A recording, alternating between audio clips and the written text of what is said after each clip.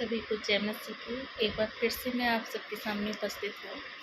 तो कल मैंने बताया था उद्धार क्या है और हम इसे कैसे प्राप्त कर सकते हैं, और 3 पॉइंट मैंने इसके बताए थे कि व्यवस्था के युग में उद्धार, और अनुग्रह के युग में उद्धार, और अंत के दिनों में उद्धार क्या है, परमेश्वर ने कैसे उद्धार हमें दिया है शुरू से लेकर अब तक, और अंत के दिनों में परमेश्वर कैसे इंसानों को, मनुष्य जाति को उद्धार देगा।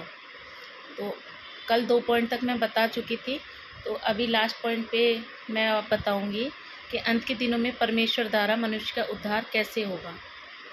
तो इसके लिए हम सीखेंगे। तो उसके लिए थोड़ी सी छोटी सी प्रार्थना करते हैं। धन्यवाद धन्यवाद धन्यवाद धन्यवाद जीवित परमेश्वर, सारी आशीष बरकतों के लिए आपका धन्यवाद करते मेरे पिता परमेश्वर। आज का दिन दिखाया आपने मेरे पिता परमेश्वर, इसके लिए दिल से धन्यवाद करते हैं।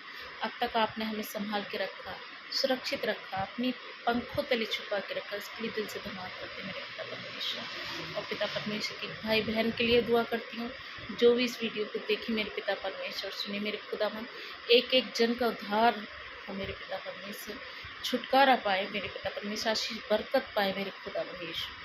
पिता परमेश्वर, तेरे पवित्र आत्मा की सहभागिता में होकर अब जो वचन हम पढ़ने जा रहे हैं, जो बताने जा रहे हैं मेरे पिता परमेश्वर तेरे बारे में, तेरे पवित्र आत्मा की सहभागिता में होकर बताने पाए मेरे पिता परमेश्वर। अपने आत्मा की अगुवाई में होकर हमें सिखा और समझा मेरे पिता परमेश्वर। इस समय को आपके सामर्थ्य आत्मा सत्य इस दुआ विनती को आपके प्यारे बेटे पर यीशु मसीह के सामर्थ्य नाम से मांगते, सुनिए और कबूल कीजिए, आमीन। तो अभी हम देखेंगे अंत के दिनों में उद्धार क्या है। प्रभु यीशु मसीह ने हमें छुटकारा दिलाया और हमारे पापों को पूरी तरह से क्षमा किया, लेकिन मनुष्य की जो पापी प्रकृति है वह बनी रही, जैसे घमंड करना, स्वार्थपन, धोखेबाज, नफरत करना, निंदा करना, चोरी करना, चुगली करना, व्यभिचार, है ना, और मूर्ति पूजा, ये सब जो है मनुष्य के अंदर अभी भी है। तो परमेश्वर इन सब चीज़ों से नफरत करते हैं, क्योंकि वो एक पवित्र परमेश्वर है और उनको पाप बिल्कुल भी पसंद नहीं। वो चाहते हैं कि जैसे मैं पवित्र हूँ वैसे ही मेरी प्रजा भी पवित्र हो, मेरे लोग भी पवित्र हों। हालेलुया। तो एक दूसरे से हम लड़ते हैं, नफरत करते हैं, तो हम परमेश्वर पे दोष देते हैं। जब हमारी ज़िंदगी में कोई भी तकलीफ और दुर्घटना या कुछ भी होता है तो हम क्या कहते हैं कि ये परमेश्वर की मर्ज़ी थी। नो, ये परमेश्वर की मर्ज़ी नहीं थी। ये परमेश्वर की मर्ज़ी नहीं है कि हमें कोई दुख पहुँचे, हमें कोई कष्ट पहुँचे। ये परमेश्वर की बिल्कुल भी मर्ज़ी नहीं होती उसमें।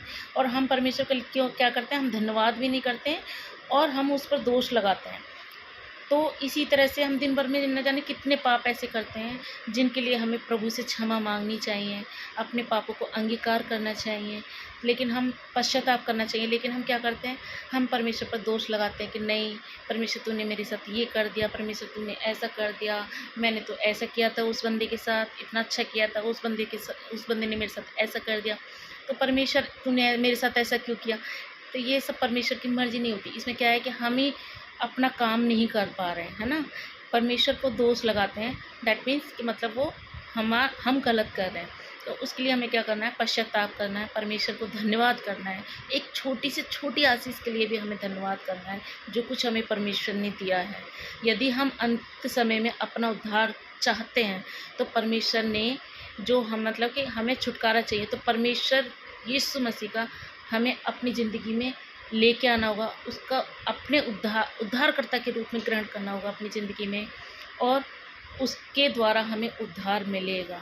क्योंकि अंत के दिनों में यही परमेश्वर की योजना है कि लोग एक एक इंसान परमेश्वर यीशु मसीह पर अपना ईमान लाए और उसको अपने उद्धारकर्ता के रूप में ग्रहण करें। हालेलुया।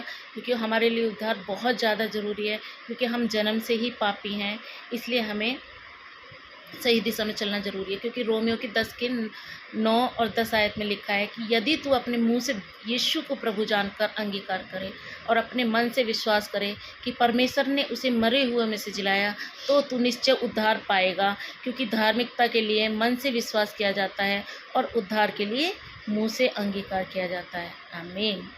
तो परमेश्वर के वचन में लिखा हुआ है साफ साफ कि हमें उद्धार कैसे मिलेगा।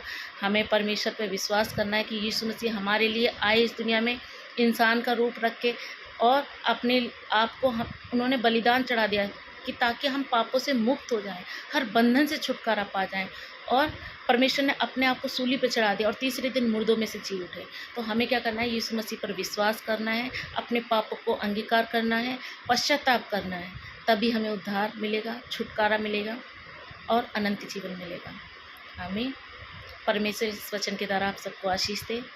फिर से मैं एक बार आप सबके सामने एक नई वीडियो के साथ आऊँगी। तब तक के लिए जय मसीह की। God bless you all.